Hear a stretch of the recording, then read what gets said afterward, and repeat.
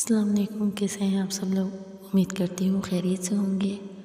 آج ہم جس موضوع پر بات کر رہے ہیں وہ ہے مصر کی سرحد فرات تک۔ منحوتب کے بعد تھوتمس فرعون ہوا۔ یہ منحوتب کا داماد تھا۔ اس کے تخت نشینی مصر کی آزادی کی 40 برس بعد ہوئی۔ تھوتمس زبردست فرعون ثابت ہوا اور فتوحات کے لیے اور قوموں اور ملکوں کو رونتا ہوا دریائے فرات تک پہنچ گیا۔ یہ پہلا فرعون تھا جس نے اپنا جھنڈا فرات پر جا کر گاڑا، مگر تھوتمس کی یہ یلغار ایک آندھی تھی کہ آئی اور نکل گئی۔ اس نے مفتوح علاقوں کا نہ کوئی انتظام کیا، نہ حفاظت ہی ضروری سمجھی۔ معلوم ہوتا ہے فرعون نے یہ عظیم الشان مہم صرف اسی لیے سر کی تھی کہ اپنا نام سب فرعونوں سے اونچا کر دے۔ چنانچہ اس نے اپنی اس فتح کی یادگیری خطبے میں یہ لکھا کہ میں نے مصر کی سرحدیں سورج سے جا کر ملا دی ہیں۔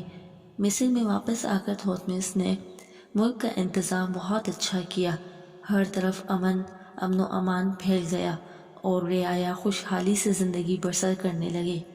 مگر تھوتمس کی آنکھ بند کرتے ہی یہ بات ظاہر ہوتی ہے کہ فرعون کی معمولی بیویوں سے 2 لڑکے یا 1 لڑکا اور 1 پوتا تھا، مگر اصلی ملکہ سے 1 لڑکی تھی۔ دونوں لڑکوں کے نام بھی تھوتمس ہی سے تھے اور لڑکی کا نام ہشت شی پشت۔ فرعون نے تخت کا وارث اسی لڑکی کو قرار دیا تھا اور اس کی شادی چھوٹے تھوتمس سے کر دی تھی۔ معلوم ہوتا ہے کہ فرعون اپنے بڑے بیٹے سے ناخوش تھا اور چاہتا تھا کہ چھوٹے بیٹے یا پوتے کو، جو اس کا داماد بھی تھا، حکومت ملے۔ لیکن یہ عجیب بات ہوئی کہ فرعون کی خواہش کے خلاف اس کا لڑکا تھوتمس دوم کے نام سے تخت پر بیٹھ گیا۔ مگر اس کی قسمت میں 2-3 برس سے زیادہ حکومت کرنی نہ تھی۔ اس کے مرتے ہی تھوتمس اول کی بیٹی ہشت شی پشت فرعون بن گئی۔ یہ واقعہ 1500 سن کے لگ بھگ تھا۔ ہست شی پشت عورت ضرور تھی، مگر کسی بات میں مردوں سے کم نہ تھی۔ وہ بیوی ضرور تھی، مگر اس نے جیتے جی اپنے شوہر کو نہ ابھرنے دیا، نہ حکومت ہی میں اس کا سانجہ منظور کیا۔ مصر کی تاریخ میں اس ملکہ کی شان بڑی عجیب ہے۔ مصر میں کسی عورت کا فرعون بن جانا بالکل نئی اور انوکھی بات تھی۔ پہلے کبھی ایسا نہ ہوا تھا۔ فرعون ہمیشہ مرد ہی ہوتے تھے۔ فرعون کے نام کے ساتھ عورت کا خیال بھی نہیں کیا جا سکتا تھا۔ مرد فرعون کا خیال اس قدر دلوں میں بیٹھ گیا تھا کہ خود ہست شی پشت کی یادگاروں اور اسٹیچو سے اسے مصنوعی داڑھی کے ساتھ دکھایا گیا۔ ہست شی پشت نے 20 برس حکومت کی۔ اس کے زمانے میں کوئی لڑائی نہیں ہوئی کیونکہ مصر کی تمام سرحدیں محفوظ تھیں اور دور دور تک مصر کا ریپ چھپایا ہوا تھا۔ ملکہ کی حکومت نے رعایا کو امن چین دیا تھا۔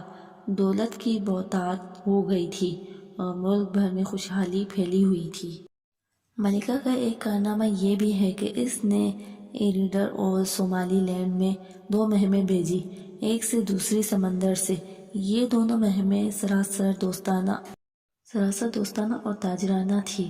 لڑائی کی دھمکی ان میں ذرا جھلک نہ تھی۔ اگلے وقتوں میں ایریڈر یا صومالی لینڈ حتیٰ کہ یمن تک سے مصر کا تجارتی تعلق تھا، مگر مدتوں سے یہ رشتہ ٹوٹ چکا تھا۔ ملکہ کی دونوں مہمیں بہت زیادہ کامیاب ہوئیں اور ان ملکوں کی بہت سی قیمتی پیداوار اور مال اپنے ساتھ لائیں۔ ملکہ نے ان مہموں کی تصویریں تھیمس کے سامنے فیلانجری میں اپنے شاندار مندر کی دیواروں پر بنوا دی، جو آج تک موجود ہیں۔ ملکہ جب اس دنیا سے رخصت ہوئی اور اس کا شوہر تھوتمس سوم فرعون بنا، اس بادشاہ کو ہی مصر کا نپولین کہہ سکتے ہیں، کیونکہ اس کے کارنامے نپولین سے بہت ملتے جلتے تھے۔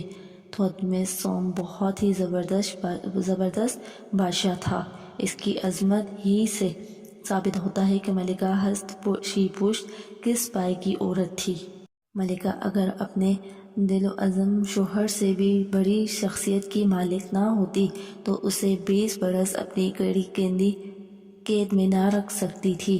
یہ بات نہیں ہے کہ تھوتمس سوم اپنی بیوی کا عاشق تھا اور محبت نے اسے غلام بنا لیا تھا۔ تھوتمس کو اپنی بیوی سے محبت نہیں نفرت تھی۔ ثبوت یہ ہے کہ اس کے مرتے ہی تھوتمس نے اس کی یادگار مٹانی شروع کر دی تھی۔